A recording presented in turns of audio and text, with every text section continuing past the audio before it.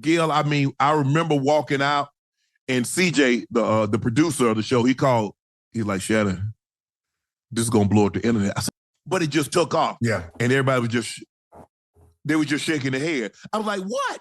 They're like, Shannon, this is going to go crazy. Yeah. Of a media firestorm, and the details emerging are as disturbing as they are damning.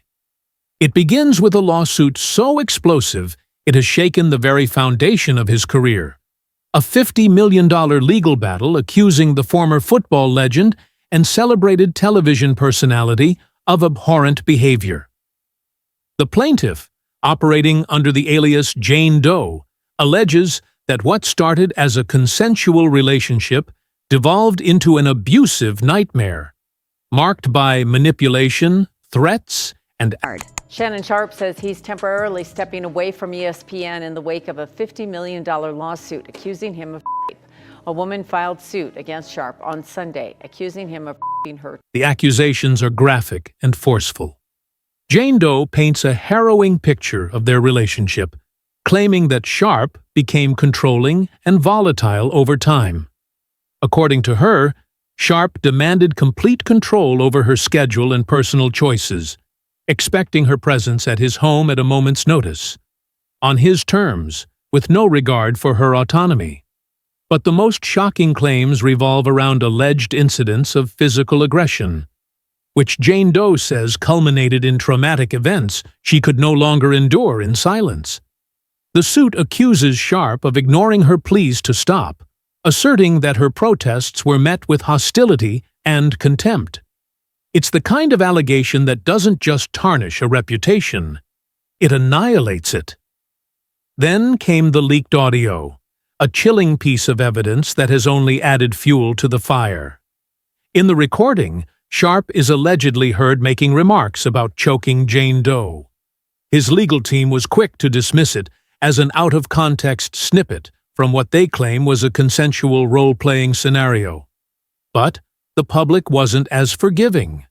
Social media, the great court of public opinion, erupted, with hashtags demanding accountability trending within hours. For many, this was the smoking gun, the irrefutable proof that lent credibility to Jane Doe's allegations.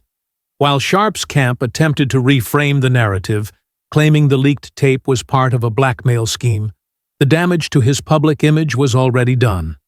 And the content of that audio, references to handcuffs, choking, and dog collars, was too graphic for many to overlook. The fallout was swift. Sharpe, who had recently reached new heights in his broadcasting career with a prominent role on ESPN's First Take, announced his decision to step away from the network, at least temporarily. His statement carefully asserted his innocence while framing the leave as an opportunity to focus on his family and address what he called false and disruptive allegations. ESPN expressed support for his decision, but also made it clear that they consider the matter serious. Behind the scenes, however, industry whispers suggest Sharpe's departure wasn't entirely voluntary. Insiders hint at significant pressure from network executives acutely aware of the potential fallout. But this isn't the first time Sharpe has faced such allegations. The revelations have prompted renewed scrutiny of his past, unearthing a troubling pattern that many now view as impossible to ignore.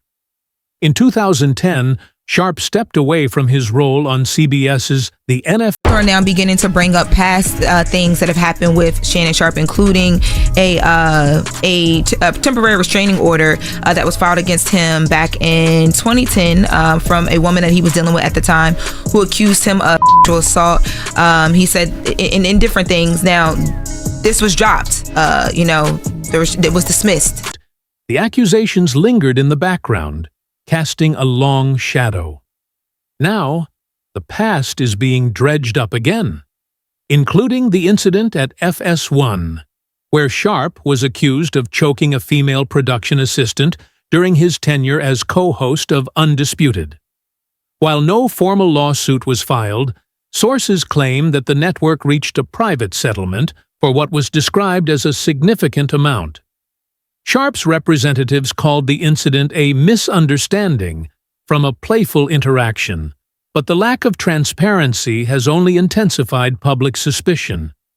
These past incidents are now being pieced together into a damning narrative, one that portrays Sharpe not as a charismatic media figure, but as someone whose public persona may have masked deeply problematic behavior. Even his staunchest supporters are struggling to reconcile the man they admired with the mounting allegations. And now, Alrighty, y'all. So the Shannon Sharpe ESPN does he still keep his job conversation is beginning to, I was going to say beginning to happen, but it's been happening, but I think now it's beginning to get louder because of different things that Attorney Busby has released, including the audios. So right now the conversation is, why is Shannon Sharpe still able to beat Stephen A. Smith, Sharpe's colleague and friend, has publicly expressed his belief in Sharpe's innocence, describing him as a man of integrity and character. But even Smith, a seasoned media veteran, seemed to tread carefully, acknowledging that his opinion is based solely on his personal experiences with Sharpe and not on the facts of the case. It's a cautious endorsement that reflects the precarious position of those in Sharpe's orbit, caught between their loyalty to a friend and the undeniable weight of the allegations. And then there's the industry itself, which has moved with surprising speed to distance itself from Sharpe. His multi-year contract with ESPN, signed just months prior, is now under review, with insiders suggesting that any potential return to the network is contingent on the outcome of the ongoing legal battles. Meanwhile, his podcast empire, once a beacon of his post-football success, has been thrown into disarray. Sponsors have reportedly begun to pull their support, unwilling to be associated with the controversy. It's a domino effect that threatens to dismantle everything Sharpe has built since leaving the gridiron, but the most damning blow may yet come from the court of law. Jane Doe's legal team, led by high-profile attorney Tony Busby, has framed the lawsuit as a fight for justice, promising to expose what they describe as a pattern of predatory behavior. Busby, known for his aggressive tactics and high-profile cases, has already released damning audio evidence and hinted at the possibility of additional revelations. For Sharpe, the stakes couldn't be higher.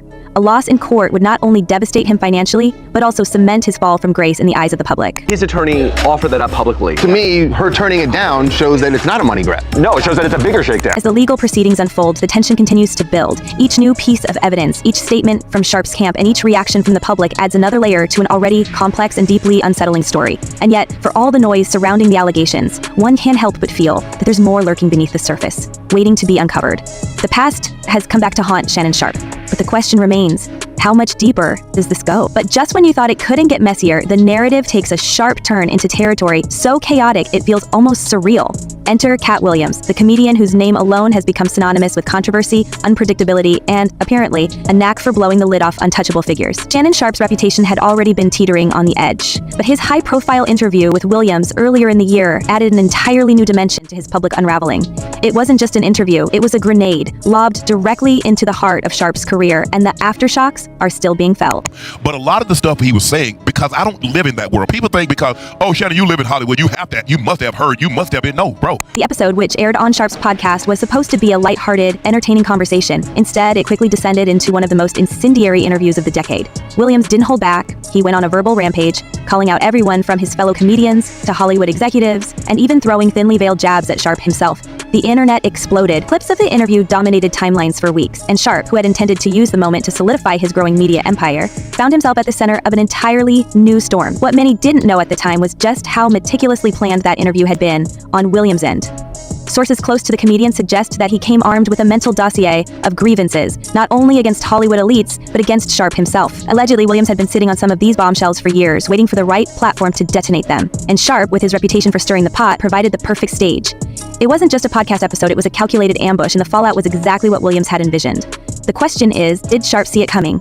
Or was he too blinded by the promise of a viral moment to realize he was walking straight into a trap? You decide whether or not you believe him. Was it tough hearing some of the things that he was saying? Yes, because I have a personal relationship with Earthquake. I've had Steve Harvey on the show. Williams, of course, has always been a master of weaponizing his words. He doesn't just criticize, he dismantles. And during the interview, he made it clear that he had no intention of playing nice.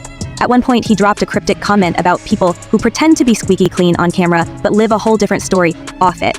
While he didn't name names, the implication was clear enough for fans to connect the dots. Social media lit up with speculation that Williams was throwing indirect shots at Sharpe himself, hinting at behaviors or incidents that hadn't yet come to light. Whether or not there was any truth to it, the damage was done. By the time the episode wrapped, Williams had cast enough doubt to create a permanent stain on Sharpe's carefully curated image. And here's the kicker. Williams reportedly walked away from the interview, doubling down on his claims. In private conversations later leaked online, he boasted about how he had changed the game with that one appearance. Nobody's untouchable, he allegedly told a confidant, not even Shannon Sharpe. It was a bold statement, but one that seemed to resonate with many of Williams' fans, who have long viewed him as an unfiltered truth-teller in an industry full of smoke and mirrors. For Sharpe, however, those words must have felt like a dagger. He had invited Williams onto his platform to boost his own clout, only to find himself becoming the latest casualty in Williams' long-running war against Hollywood hypocrisy. Clause, I'm taking him at his word because I wouldn't know that. Nobody's ever heard that before. I'm thinking that's truth because he's on. What's particularly fascinating and damning is how this interview wasn't just a random detour in Sharpe's career. No, it was emblematic of a larger pattern, a calculated willingness to court controversy no matter the cost. Sharpe had already built a reputation for pushing the envelope, for leaning into provocative topics and guests to keep his name in the headlines. But this time, it seemed he had gone too far. Williams, ever the chaos agent, turned the tables, transforming what should have been a PR win for Sharpe into an unmitigated disaster. And the fallout? It's been nothing short of catastrophic. Behind the scenes, industry insiders were reportedly furious. Executives who had championed Sharpe's rise at ESPN were left scrambling to contain the fallout. Sponsors who had lined up to partner with Sharpe's podcast and other ventures began to reconsider their associations. And Sharpe himself? Sources close to the former athlete describe him as blindsided, unprepared for the backlash that followed. He had underestimated Williams, and in doing so, he had inadvertently opened Pandora's box. We're in an interesting game. We are. Hey, 58 million views though. Oh yeah. Almost 58 million views. Yeah. Because here's the thing about Katt Williams, he doesn't just throw shade. He scorches everything in his path. In the interview, Williams made a point of referencing figures in Hollywood who, in his words, get away with everything because they've got friends in high places. The implication was clear. Sharpe, with his carefully curated image and A-list connections, wasn't immune to the kind of scrutiny he had invited by putting Williams on his platform. It was a masterclass in passive-aggressive takedowns, and the internet ate it up. But this wasn't just about the interview itself. No, the real damage came from what followed. Williams, perhaps sensing an opportunity to capitalize on the chaos, began dropping cryptic hints in subsequent appearances, suggesting that there was more to Sharpe's story than anyone realized. He teased receipts, alluded to behind-the-scenes behavior, and generally kept the public on edge, wondering what bombshell might drop next. It was a slow burn strategy, and it worked. By the time Sharpe announced his temporary departure from ESPN, the narrative had spiraled completely out of his control. And then there was the money. Oh, the money. Let's not forget that the infamous Williams interview reportedly became one of the most lucrative episodes in podcast history. Sharpe, who had already been raking in millions from his various media ventures, saw his earnings skyrocket in the wake of the episode's viral success. But here's the irony. The very thing that boosted his bank account may have also been the nail in his professional coffin, because while Sharpe was busy counting his earnings, the court of public opinion was turning against him. Critics accused him of exploiting controversy for profit, of prioritizing clicks and views over integrity. And honestly, it's hard to argue with that assessment. 10 million in a day. And counting, still going up. 10 million. As the weeks turned into months, the narrative surrounding Sharpe became increasingly toxic. More past incidents began to resurface, each one more damning than the last. And through it all, Williams remained a looming specter, popping up here and there to fan the flames.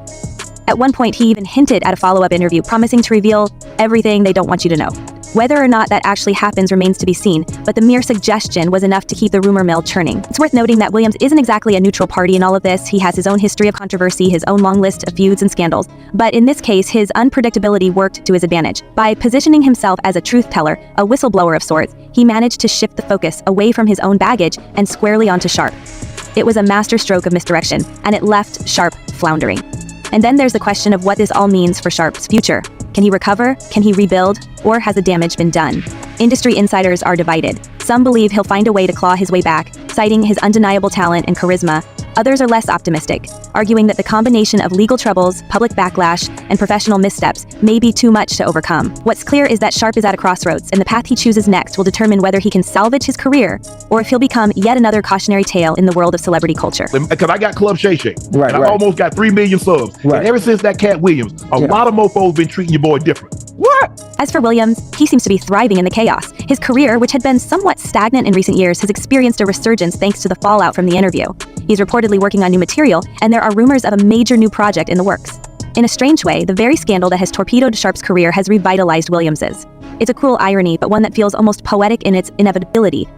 So where does this leave us? With more questions than answers, as always. What other secrets are waiting to be uncovered? How far will Williams go in his quest to expose the truth? And perhaps most importantly, what will Sharpe do next? One thing's for sure, this story is far from over. Let us know what you think in the comments below, and stay tuned, because if there's one thing we've learned, it's that when it comes to Shannon Sharpe and Katt Williams, the drama never stops. See you in the next one.